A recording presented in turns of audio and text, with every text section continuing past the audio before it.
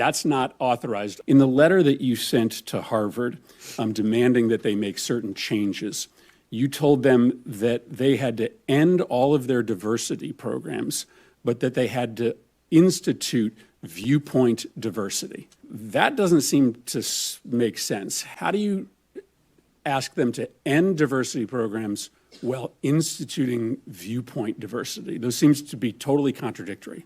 No, the diversity programs that we've asked and demanded to be eliminated were the DEI, where they were, those programs actually were pitting one group against another.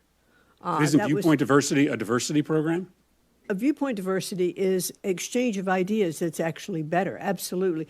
Because Harvard only has 3%, by its own numbers, 3% conservative faculty.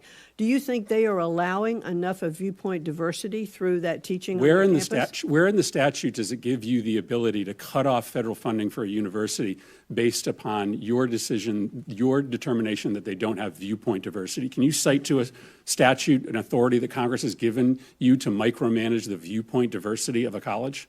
Well, certainly now let's back up.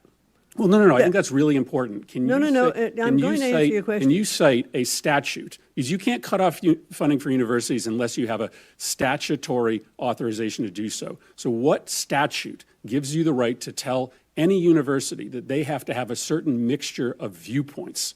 So here's what happened with Harvard. No, it's a pretty simple. I don't mean to provide being hostile. Well, I have to give you some. I think you have to cite the statute. The statute's Title VI. These were civil rights violations. That is why we filed a case and defunded or stopped the funding for a while for Harvard, as well as we did Columbia. And in that conversation with them, we talked about different things that they should do coming back to the table to make their programming better. The president of Columbia absolutely indicated, as well as the president of Harvard, that they needed to do things on their campus to eliminate anti-Semitism. That was kind of the crux of what brought us into talking to the different universities. And then we sat down with them to say, okay, these are other issues that you need to address on your campus because you do receive federal funding. Under federal funding, if you are breaking the law, which they did under Title VI. I don't understand any conception of civil rights law to give you the authorization to micromanage viewpoint diversity on campus. That's not authorized